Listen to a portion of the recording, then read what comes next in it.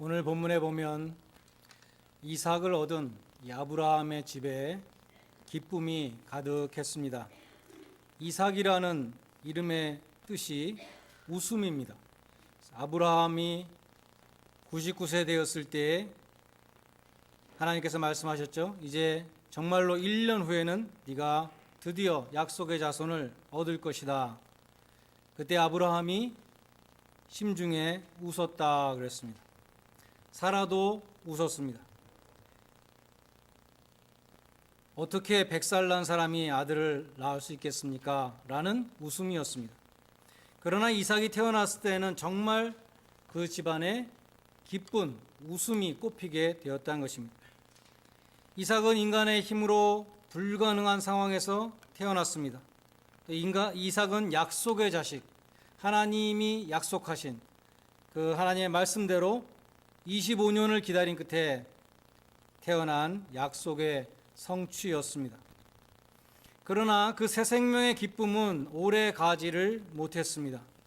이삭이 젖을 떼던 날에 아브라함이 큰 잔치를 베풀었는데 사라가 보니까 애굽 여인 하갈로부터 나온 이스마엘이 자기가 낳은 이삭을 희롱하는 것을 본 것입니다. 이스마엘은 아브라함이 86세에 얻은 자식이니까 적어도 15세 이상 되었을 것입니다. 그래서 이 거의 성년이 다 된 이스마엘이 갓난아이와 같은 이삭을 괴롭히는 것을 보고 화가 난 것이죠. 사라는 아브라함에게 하갈과 이스마엘을 내쫓으라고 그렇게 요구합니다. 그래서 아브라함의 근심이 매우 깊었다, 심히 깊었다 11절에 기록되어 있습니다. 가족과 이별하는 것은 힘든 일입니다. 요즘 우리 교회 남편이나 혹은 부모님을 떠나보낸 분들이 계십니다. 우리는 누구나 사랑하는 사람을 떠나보낸 아픈 기억이 있습니다. 한번 떠나보내고 끝나는 것이 아니라 계속 마음이 아픈 것이죠. 그런데 죽어서 헤어지는 것이 아니라 살아있는 자식을 떡하고 물하고 어깨에 짊어지어서 하루 먹을 양식만 줘가지고 내어 쫓는다는 것은 얼마나 가슴 아픈 일이겠습니까? 아브라함의 입장에서 보면 이삭이나 이스마엘이나 똑같은 아들이고 어떻게 보면 15년 이상 더 정이 든 것이 이 이스마엘이라고 할 수 있습니다. 이럴 때 우리 생각에는 하나님께서 너희가 서로 용납하고 살아라, 나아가서 용서하고 사랑하라 그렇게 말씀하셔서 해피엔딩이 됐으면 참 좋을 것 같은데, 근데 하나님은 말씀하시기를 사라의 요구대로 하갈과 이스마엘을 내보내라고 그렇게 말씀하십니다. 그러면서 왜 그런가?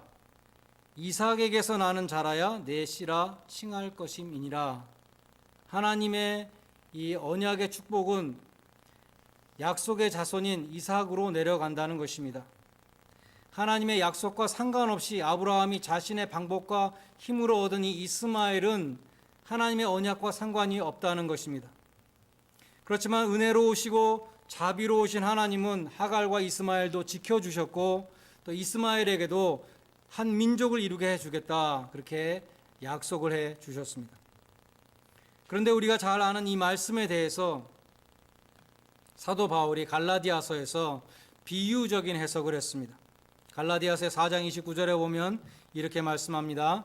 그때에 육체를 따라 난 자가 성령을 따라 난 자를 핍박한 것처럼 이제도 그러하도다.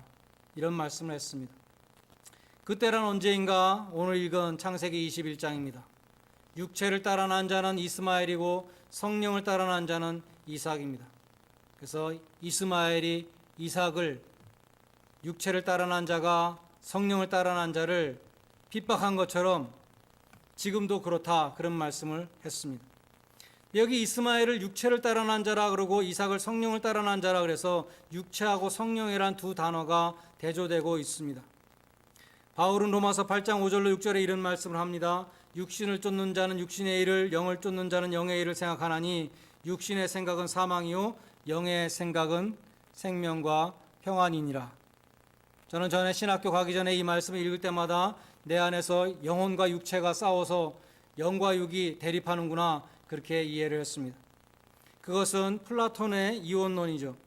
영혼과 육체의 이원론입니다. 그런데 바울이 말씀하는 영혼과 육체는 그것이 아니라 하나님의 성령과 인간의 육체를 가리키는데, 이 인간의 육체도 우리의 이 살과 몸을 가리키는 것이 아니라 죄악된 성품을 가리키는 것입니다. 그래서 NIV 성경은 바울의 육신 혹은 육체를 플래시라고 번역하지 않고 전부 다 sinful nature로 다 번역해 놓았습니다. 바울이 말씀하는 하나님의 성령과 인간의 죄악된 본성, 이것이 싸우는 것이라고 바울은 로마서에서 갈라디아서에서 수없이 많은 것을 말씀하고 있습니다. 갈라디아서에서 이스마엘이 육체를 따라 난 자라 한 것은 아브라함이 하나님의 약속을 저버리고 하나님의 약속과 상관없이 더 이상 기다리지 못하고 자신의 방법과 힘으로 얻었다는 것입니다. 불신앙의 열매로, 인간의 죄성을 따라 불순종의 열매로 태어난 것이 이 이스마엘이었습니다. 그에 반해서 이삭은 성령을 따라 난 자라, 아브라함과 사라가 도저히 늙어서 자식을 낳을 수 없는 그런 상황에 하나님의 능력으로 태어났다는 것입니다. 그래서 이 이삭은 동정녀 마리아가 성령으로 잉태되어 예수 그리스도를 출세한 것을 미리 보여주는 사건이라고 우리는 보는 것입니다. 그리고 NIV 성경에 보면은 born by the power of the Spirit, 성령의 능력으로 난 자라, 이렇게 말씀하고 있습니다. 이삭은 육신적으로 불가능한 상황에서 아브라함과 사라의 몸이 정말 죽은 자와 방불한 그러한 상황 속에서 그 죽은 태에서 성령의 능력으로 태어난 자식이었습니다.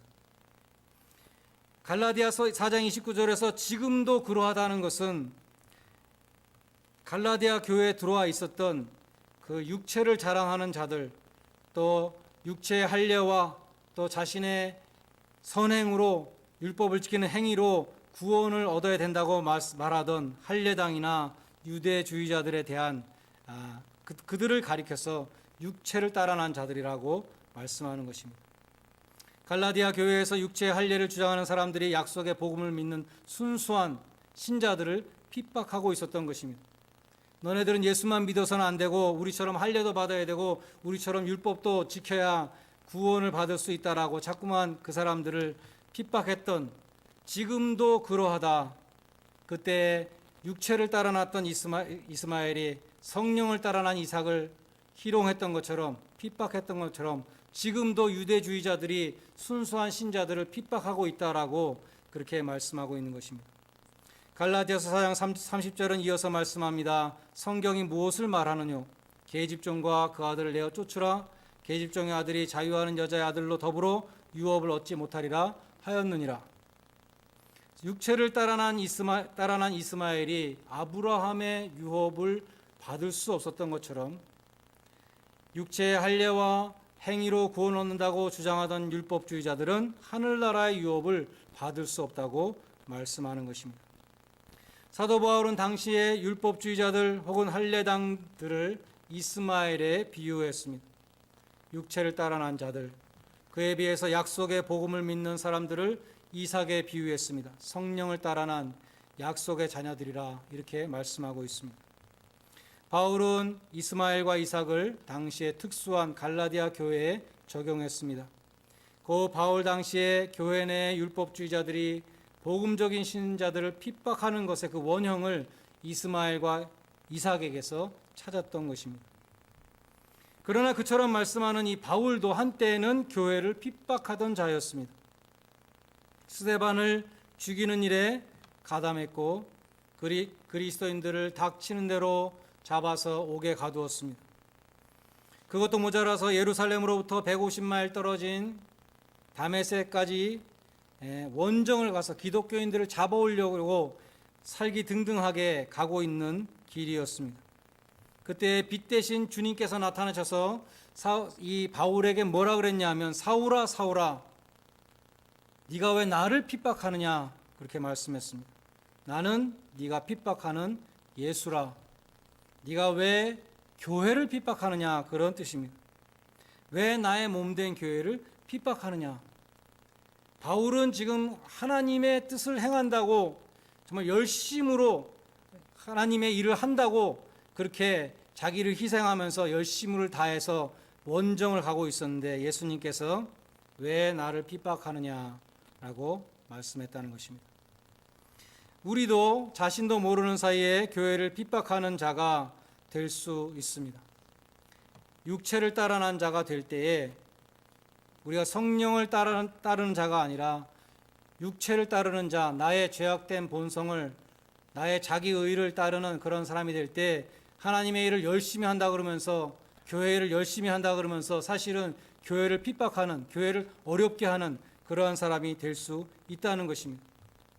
우리가 성령의 열매를 맺는 것이 아니라 육체의 행위들, 갈라디아서 5장 20절에 말씀하는 술수와 원수 맺는 것과 분쟁과 시기와 분냄과 당짓는 것과 불리함과 이단과 이런 육체의 열매들을 맺을 때 우리는 바울처럼 바울이 자기 의의를 가지고 육신의 열심을 가지고 교회를 힘들게 했던 것처럼 우리도 교회를 핍박하는 자가 될 수 있다는 것입니다.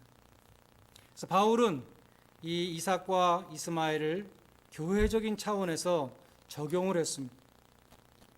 우리는 이 말씀을, 똑같은 말씀을 개인적인 차원에서 적용해 볼 수 있습니다.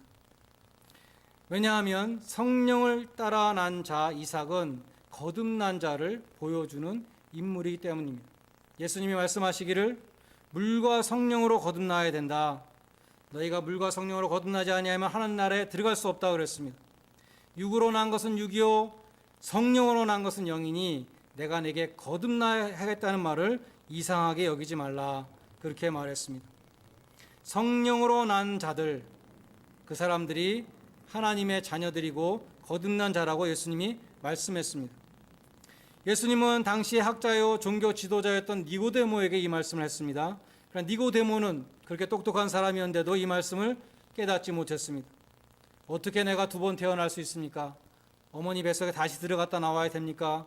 이렇게 의아하게 질문을 했습니다. 니고데모는 육신적인 출생만을 생각하고 있었기 때문입니다.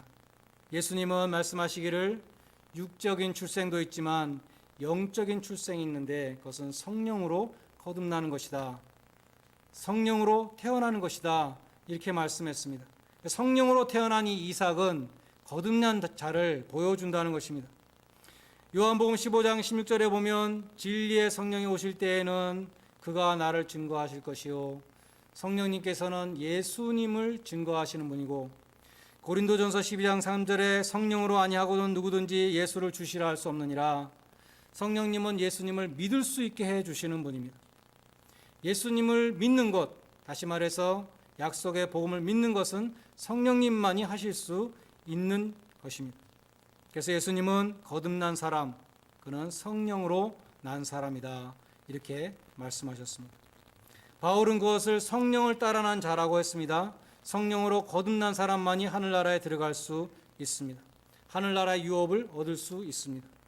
육신을 따라 난 이스마엘도 일반 은총을 하나님이 베풀어 주셨습니다. 그를 보호해 주셨고 이 땅에서 큰 민족의 조상이 되게 해 주셨습니다. 그러나 아브라함의 유업을 받지는 못했다는 것입니다. 마찬가지로 거듭나지 못한 사람은 하늘나라의 유업을 얻지 못하는 것입니다. 육신을 쫓는 자, 육신을 따라 난 자는 어떠한 사람이겠습니까? 더 구체적으로 보면은 로마서 8장 5절에 육신을 쫓는 자는 육신의 일을 생각한다.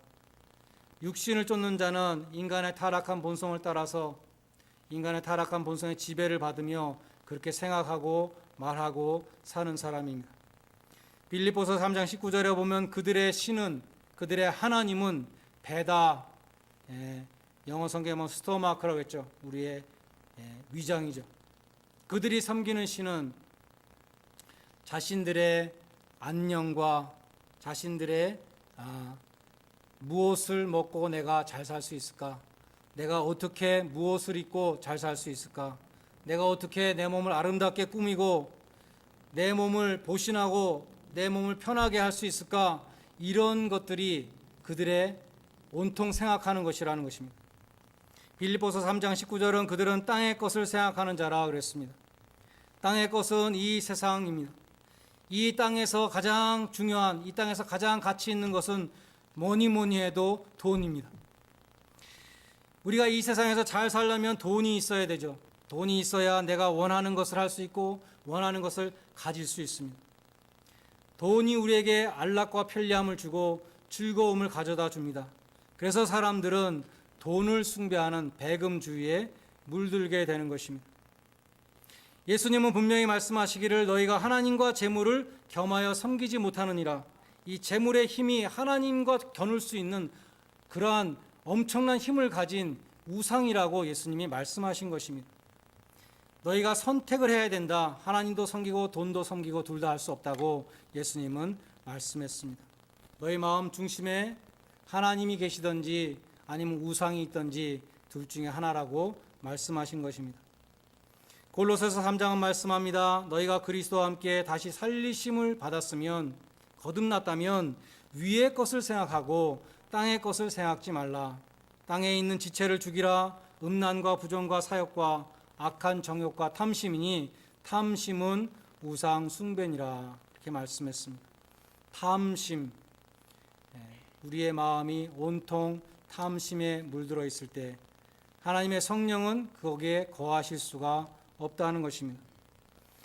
창세기 6장 3절에 보면 여호와께서 가라사대 나의 신이 영원히 사람과 함께하지 아니하리니 그들이 육체가 됨이라. 하나님의 성령이 육체에 거하실 수 없다 그랬습니다. 하나님의 성령은 죄악된 마음 속에 거하실 수 없다는 것입니다. 온통 탐욕과 욕심에 가득 차 있는 그러한 죄악된 마음 속에 하나님의 신은 거하실 수가 없고 내가 떠나갈 것이다 말씀했던 것입니다. 그래서 성령과 육체는 양립될 수 없고 동거할 수 없으며 동사 협력할 수 없습니다. 성령과 육체는 서로 대적하는 관계입니다. 갈라디아서 5장 17절에 육신의 소욕은 성령을 거스리고 성령의 소욕은 육체를 거스리나니 이 둘이 서로 대적함으로 너희가 원하는 것을 하지 못하게 한다 말씀했습니다. 사도 바울도 로마서 7장에서 말씀했죠. 내가 정말 하나님의 법을 지키고 하나님의 뜻대로 하나님을 기쁘시게 해드리는 삶을 살고 싶은데 그런데 내 속에 있는 죄의 법이 계속 나를 사로잡아 온다라고 고백을 했습니다. 그래서 사도 바울이 자신이 정말 그 갈등을 표현할 때 오라 나는 공고한 자로다. 누가 이 사망의 몸에서 나를 건져낼 것인가 라고 한탄했던 것입니다. 그것이 영적인 갈등이었습니다. 이 갈등은 모든 성도들의 갈등입니다. 거듭난 자의 갈등. 마음속에 성령이 없는 사람은 그런 갈등이 느낄 수가 없습니다. 이스마엘만 있을 때에는 집안에 아무런 갈등이 없었습니다. 그런데 성령으로 태어난 이삭이 생겨났을 때 그때 갈등이 시작된 것과 마찬가지로 우리가 거듭나기 전에는 아무런 갈등이 없지만 성령으로 거듭난 다음에는 성령과 죄성의 갈등이 시작되는 것입니다. 하나님의 성품과 인간의 죄악된 성품 간의 싸움이 일어나는 것입니다. 이것은 거듭난 자, 영적으로 깨어있는 자, 그런 사람이 느끼는 갈등이라는 것입니다. 이런 갈등이 없는 사람은 죽은 사람입니다. 그런 사람에게서는 개혁이 없고 그런 사람에게서는 발전이 없습니다. 나의 현 모습에 대한 애통하는 마음, 말씀대로 살지 못하는 나의 모습에 대한 괴로움, 두 법이 내 안에서 싸우는 것으로 인한 그 갈등, 그것이 있어야 우리는 신앙생활에 발전을 할 수 있다는 것입니다. 여러분은 얼마나 갈등하고 있습니까? 나는 전혀 갈등이 없습니다. 나는 이만하면 됐지. 더 이상 어떻게 잘합니까? 그러한 자기 만족과 자기 의에 빠져 있는 사람은 죽은 자라는 것입니다. 내가 예수를 믿은 지 10년이 되었는데 내가 교회 출석한 지 20년이 됐고 내가 직분도 받았는데 내 모습이 정말 하나님 앞에 얼마나 부끄러운가. 내가 정말 이렇게 살아서는 안 되는데 그러한 갈등이 있어야 정상이라는 것입니다. 그래야 성장이 있고 그래야 우리에게 주님의 모습을 닮아가는 변화가 일어나게 된다는 것입니다. 많은 경우에 이스마엘이 이삭을 희롱한 것처럼 육신의 소욕이 성령의 소욕을 누르고 핍박할 때가 많이 있습니다. 그래서 바울이 교회 안에 이스마엘을 내어 쫓으라고 말씀한 것처럼 우리는 우리 안에 살고 있는, 우리 안에 살아 숨쉬고 있는 이스마엘을 내어 쫓아야 한다는 것입니다. 우리 안에 있는 옛사람을 내어 쫓는 일은 고통스러운 일입니다.